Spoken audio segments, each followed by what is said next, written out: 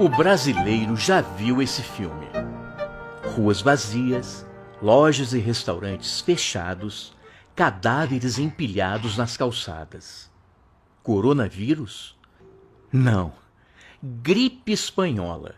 A pandemia que matou mais de 50 milhões de pessoas no mundo inteiro há pouco mais de 100 anos. Em 1918, a Primeira Grande Guerra Mundial estava acabando, deixando um saldo de mais de 5 milhões de mortos. Mas algo muito pior estava a caminho. A gripe espanhola, na verdade, não nasce na Espanha. Os primeiros casos surgem em alojamentos militares nos Estados Unidos e numa base inglesa na França. Mas como a imprensa dos países em guerra estava sob censura, a notícia da pandemia começa a aparecer mesmo nos jornais da Espanha, que não participava da guerra.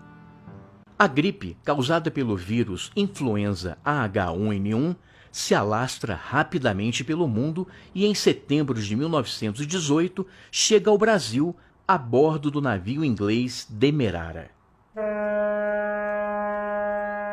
Mas é claro que existem teorias da conspiração que dizem o contrário. Foram os alemães que engarrafaram o vírus e jogaram nas praias brasileiras. De uma hora para outra, milhares de pessoas infectadas começam a morrer.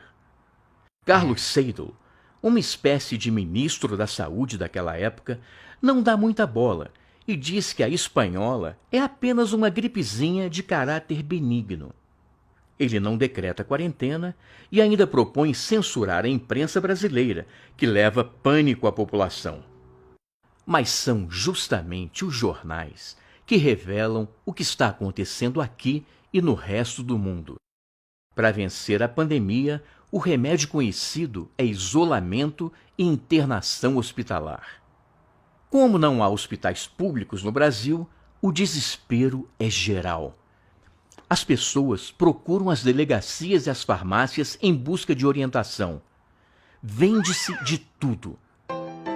Água tônica de quinino, elixir milagroso, sabonete.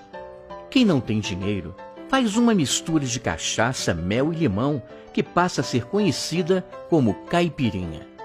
Até automóvel é anunciado como forma de evitar a gripe, fugindo das aglomerações dos transportes públicos. Mas nada disso adianta. Em apenas um dia, a cidade do Rio de Janeiro contabiliza 920 mortos. Faltam coveiros e os corpos apodrecem nas ruas. Por isso mesmo, a polícia tira, à força, pessoas de dentro de casa para ajudarem nos enterros, que eram feitos sem velório e muitas vezes em plena madrugada. Pressionado, o governo coloca o renomado cientista Carlos Chagas, que havia trabalhado com Oswaldo Cruz, no comando da saúde pública. Ele cria 5 hospitais improvisados e mais de 20 postos de atendimento. Distribui cartilhas e panfletos com recomendações de higiene e isolamento. Lave as mãos constantemente, se da gripe quer livrar-se. Arranje um jeito e disfarce, evite o aperto de mão. Mas, se vexado consente, lave as mãos frequentemente com bastante água e sabão. Aos poucos, as medidas começam a dar certo e tudo passa, inclusive a crise na educação, já que os estudantes, que haviam perdido 2 meses de aulas, passam de ano automaticamente. Rodrigues Alves, o recém-eleito presidente da República, é mais uma vítima da gripe, que mata cerca de 35 mil brasileiros.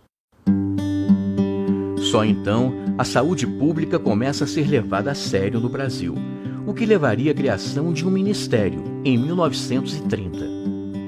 Como diria o pensador Edmund Burke, o povo que não conhece sua história está condenado a repeti-la.